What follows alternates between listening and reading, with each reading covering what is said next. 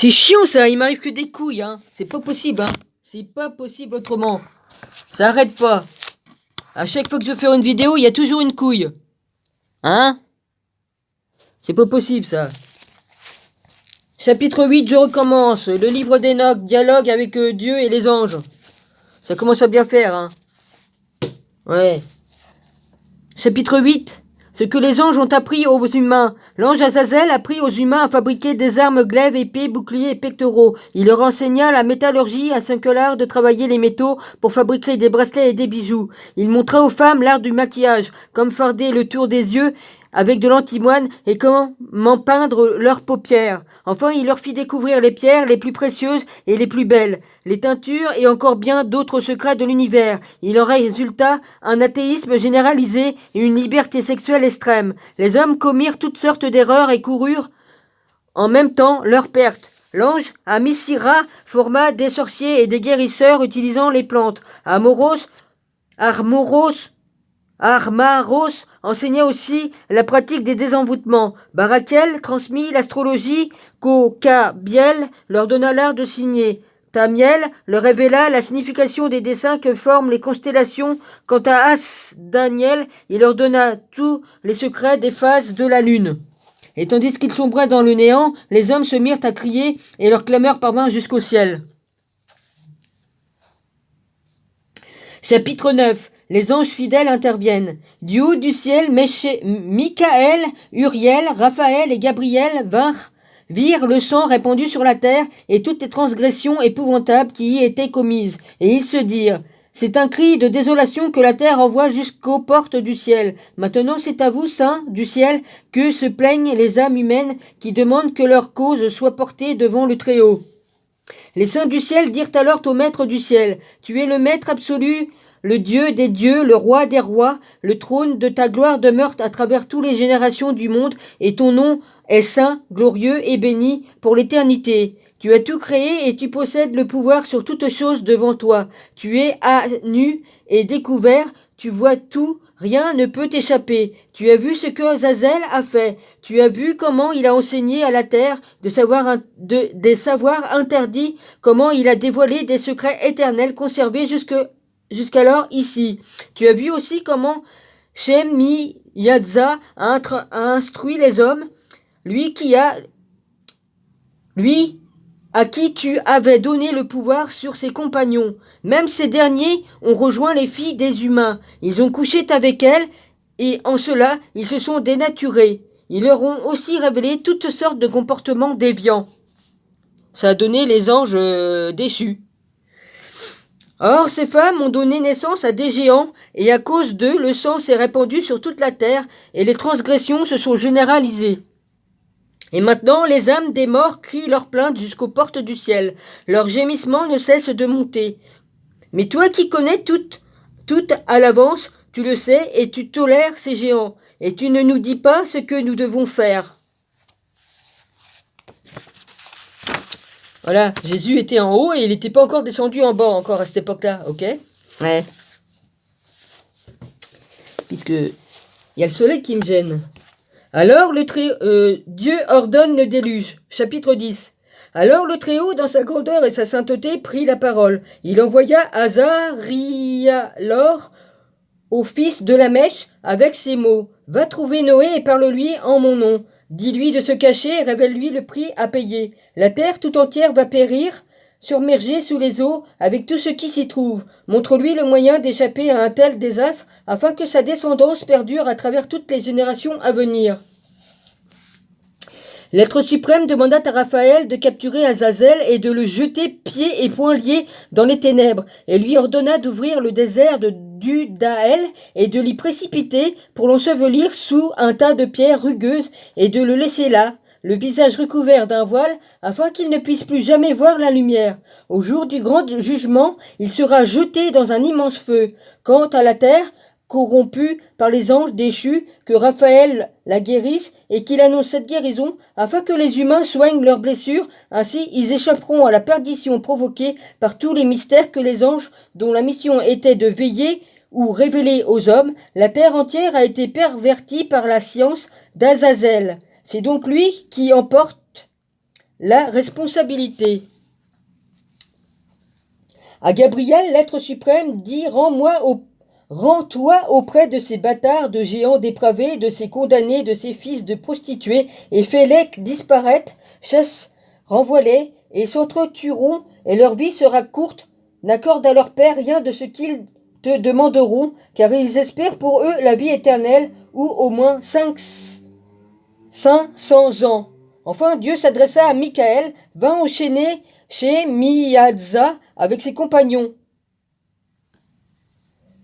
Ils ont couché avec des femmes. Dans ce contact avec ces têtes multidimensionnelles, ils se sont dénaturés. Lorsque tous leurs enfants seront égorgés et qu'ils auront vu de leurs yeux la destruction de leurs êtres chers, ligote-les pour 70 générations et mets-les dans des grottes jusqu'à ce qu'ils soient jugés, condamnés et que ce jugement éternel soit épuisé. À ce moment-là, ils seront emmenés dans un abîme de feu dont ils éprouveront les tourments et ils seront enfermés pour toujours. Et si quelqu'un meurt sous le coup d'une condamnation, il sera dès lors enchaîné avec eux jusqu'à épuisement des générations. Détruis donc les âmes qui se sont vouées au plaisir ainsi que les enfants de ceux dont la mission était de veiller, car ils ont fait du mal aux hommes. Fais disparaître toute violence de la surface de la terre. Fais cesser toute œuvre de destruction. Fais en sorte que la justice et la vérité se développent et soient bénies. On agira alors conformément à ce qui doit être, conformément à la vérité dans la joie et pour toujours. À partir de là, tous les êtres qui obéissent aux lois universelles échapperont au mal et resteront en vie jusqu'à ce qu'il ait donné vie à 1000 enfants. Ils conserveront leur jeunesse et même âgés, ils connaîtront la paix. En ces jours, la terre entière sera cultivée dans le respect des lois naturelles, elle sera couverte d'arbres, les bénédictions s'y déverseront. On y plantera toutes sortes d'arbres, de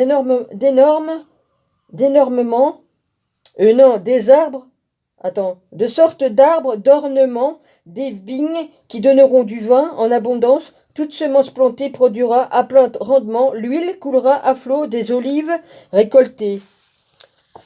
Aussi, toi, élimine toute nuisance de la surface de la terre, supprime toutes sortes de violences exercées à son encontre, toute erreur, tout irrespect, toute transgression, tout cela, rase-le de la surface de la terre. Il faut que tous les enfants humains deviennent respectueux des lois universelles.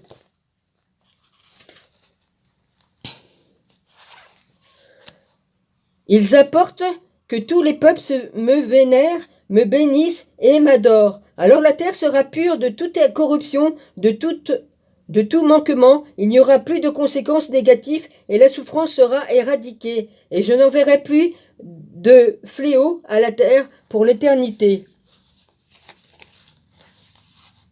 Chapitre 11, bénédiction divine.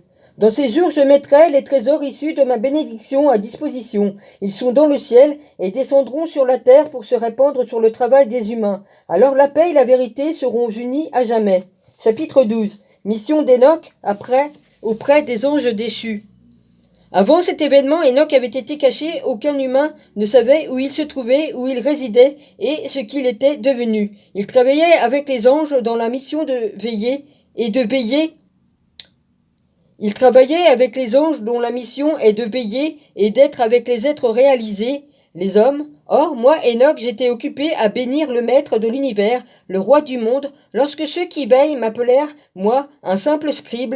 Ils me dirent, Enoch, toi, dont les écrits sont conformes aux lois, va trouver ceux qui doivent veiller sur le ciel, fais-leur savoir à ceux qui ont abandonné ce lieu dont la profondeur et la sainteté sont inégalées, qu'ils se sont perdus au contact des femmes. Ils ont fait comme les humains. Ils ont pris femme et se sont transformés, engendrant une grande confusion sur la terre. Pour eux, ni paix, ni rémission en raison de leurs fautes. Leurs enfants leur procurent de la joie, mais ils assisteront au meurtre de ces êtres qui leur sont si chers et seront accablés par le chagrin. Ils passeront l'éternité à supplier, mais ils ne connaîtront ni paix, ni miséricorde.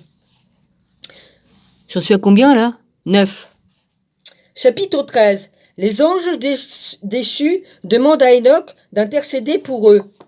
Alors, en s'éloignant, Enoch dit à Azazel, « Tu ne seras plus jamais en paix. Un verdict terrible a été prononcé à ton encontre, afin que tu sois emprisonné, Tu n'auras ni sursis ni recours, car tu as transmis des enseignements qui bafouent les lois universelles. Toutes les pratiques que tu as enseignées aux hommes les ont amenés à rejeter Dieu. À cause de cela, la violence et les conduites déviantes se sont généralisées. Puis je m'avançai et m'adressai à tous les anges. Ils furent pris de tremblement, saisis de crainte et d'effroi. Ils me demandèrent alors d'écrire une demande de grâce afin qu'ils bénéficient d'une absolution. Il fallait que la formule de leur prière parvienne au Maître du ciel, puisque désormais ne pouvaient plus s'adresser à lui, ni même lever leurs yeux. Ils avaient trop honte du crime qui leur valait cette condamnation. Aussi je rédigeai leur demande, une supplication pour leur âme et pour chacun de leurs œuvres, afin que Dieu leur accorde pardon et répit. Ensuite je m'éloignai et m'assis au bord des eaux du Dan. Dans le territoire du même nom, situé au sud-ouest de l'Hermont, je lus le contenu de la requête jusqu'à m'endormir. C'est alors que j'eus un songe avec des visions qui concernaient une punition. J'entendis une voix qui m'ordonnait de parler à ces anges déchus et de les rabrouer. À mon réveil, j'allais aussitôt les trouver. Ils étaient tous assis ensemble, en pleurs, dans Ulayel, situé entre le Liban et Sénécher. Ils se voilèrent la face tandis que je leur racontais toutes les visions que j'avais eues pendant mon sommeil. Mes propos respectaient les lois divines et je commençais à blâmer ces anges déchus. Je suis à combien ? 11. Chapitre 14.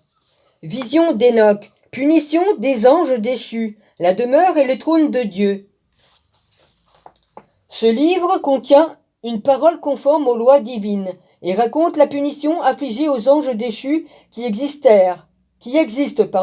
depuis l'éternité. C'est la vision de ce qu'a ordonné l'être suprême. J'ai moi-même vu dans mon sommeil ce que je raconte maintenant avec ma langue et le souffle que Dieu Tout-Puissant a donné à la bouche des hommes, afin que grâce à lui, ils communiquent entre eux et se comprennent. De même que Dieu a créé l'homme et lui a donné la faculté de comprendre le langage de la sagesse, ainsi il m'a créé moi aussi et m'a donné l'ordre de réprimander les anges qui veillent dans le ciel. J'ai rédigé votre requête, mais dans ma vision on me montra qu'elle ne serait pas exaucée. Jamais qu'un jugement avait été prononcé contre vous. Désormais vous ne monterez plus au ciel de toute l'éternité.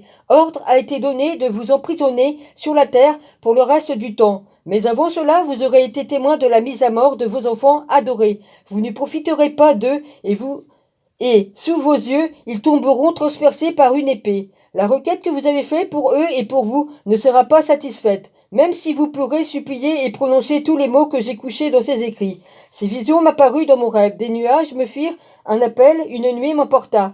Le cours des étoiles, des éclairs me poussèrent à accélérer et jetèrent le trouble en moi. Les vents me firent voler et me soulevèrent de terre jusqu'à arriver au ciel. J'y pénétrai et je marchai jusqu'à un mur fait de cristaux et entouré par des langues de feu qui m'effrayèrent. Je traversai ces langues et m'approchai d'une grande maison faite de cristaux. Les murs ressemblaient à une mosaïque et son sol était translucide. Le toit était semblable à une voûte étoilée traversée d'éclairs. Des chérubins flamboyants se tenaient au milieu et le ciel au-dessus d'eux rassemblait à une onde limpide. Un feu ardent entourait les murs et même la porte flambait. J'entrai dans la maison, l'atmosphère y était à la fois brûlante comme le feu et glacée comme la neige. Il y avait à l'intérieur aucun des agréments de la vie terrestre. Je ne me sentis pas à mon aise. Ému et grelottant, je tombai face contre terre et j'eus alors une autre vision. C'était un autre palais plus grand que le premier et toutes ses portes s'ouvraient devant moi. Il était bâti en langue de feu et était si magnifique, si splendide et si vaste que j'ai du mal à décrire une telle merveille. Le sol était de feu, des éclairs et une voûte étoilée construisait le plafond et le toit aussi était de feu ardent. Je regardai et vis à l'intérieur un trône élevé semblable à du cristal. Le pourtour resplendissait comme le soleil et on entendait la voix des chérubins. Des fleuves de feu ardent sortaient de dessous le trône et je ne pouvais les regarder. Sur ce trône siégeait l'être suprême dans toute sa gloire. Son vêtement était plus resplendissant que le soleil et plus blanc que neige. Aucun ange ne pouvait tenter dans cette maison et voir la face de l'être suprême. Excusez-moi, mais c'est marqué hanté, alors je ne sais pas s'ils n'ont pas oublié un R, mais bon, je le lis tel que c'est écrit. On voit la face de l'être suprême en pleine gloire avant Aucun ange ne pouvait entrer ou hanter dans cette maison et voir la face de l'être suprême en pleine gloire. Aucun être humain ne pouvait le regarder. Un feu ardent l'entourait et de grandes flammes s'élevaient devant lui. Nul de ceux qui se trouvaient autour ne pouvait s'approcher de lui. Il y avait des milliers d'anges, mais il n'avait pas besoin de leur conseil. Quant aux êtres saints qui étaient à ses côtés, ils ne s'éloignaient jamais de lui, même la nuit. Jusque-là, j'étais resté prosterné, mais le maître de sa propre bouche m'appela et me dit « Enoch, viens ici et écoute ma sainte parole. » S'étant approché de moi, l'un des saints m'éveilla, me fit lever et m'approcha de la porte. Moi, je regardais tête baissée. 15:43. Ouais, j'ai encore un peu de temps. Dieu charge Enoch de montrer aux anges déchus l'étendue de leurs erreurs. Il m'adressa la parole et j'entendis sa voix. N'aie pas peur, Enoch, homme plein de droiture, qui écrit ce qui est conforme aux lois universelles. Approche et écoute ma voix. Va et dis aux autres anges du ciel qui t'ont envoyé pour que tu me supplies en leur faveur. C'est vous qui devez intercéder pour les hommes et non les hommes pour vous. Pourquoi avoir abandonné le ciel profond, saint et éternel? Pourquoi avoir couché avec les femmes? Pourquoi se dénaturer avec des filles humaines? Pourquoi avoir pris femme, avoir agi comme les enfants de la terre et engendré des géants? Vous donc, des êtres saints de nature éthérée et participant de la vie éternelle, vous vous êtes abaissés dans le contact avec le sang des femmes, et vous avez engendré avec le sang de chair. Conformément aux nécessités de ce sang, vous avez éprouvé du désir et avez reproduit de la chair et du sang comme le font les mortels. C'est pourquoi j'ai donné des femmes à ces derniers, afin qu'ils les fécondent, en aient des enfants, et qu'ainsi soit maintenu le cycle de la vie. Mais vous étiez à l'origine des êtres spirituels, participant de la vie éternelle, immortelle, à tous les cycles de la création. C'est pour cela que je ne vous ai pas attribué de femmes, car le séjour des êtres éthérés se trouve dans le ciel. Et maintenant les géants nés des anges et de la chair seront rappelés sur la terre des esprits mauvais, et sur terre qu'ils séjourneront. Des esprits mauvais sont sortis de la chair de ces géants, parce qu'ils sont les fruits de l'union d'humains et des saints gardiens du ciel.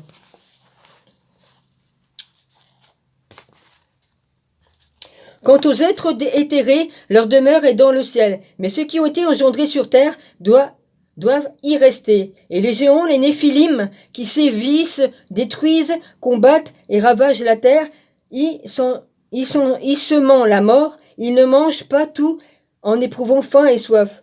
Ils ne mangent pas tout en éprouvant faim et soif. Ils se dresseront contre les enfants des hommes et contre les femmes, car ils proviennent d'elles. Voilà, ça a donné les Néphilim, les anges déchus qui ont couché avec les femmes.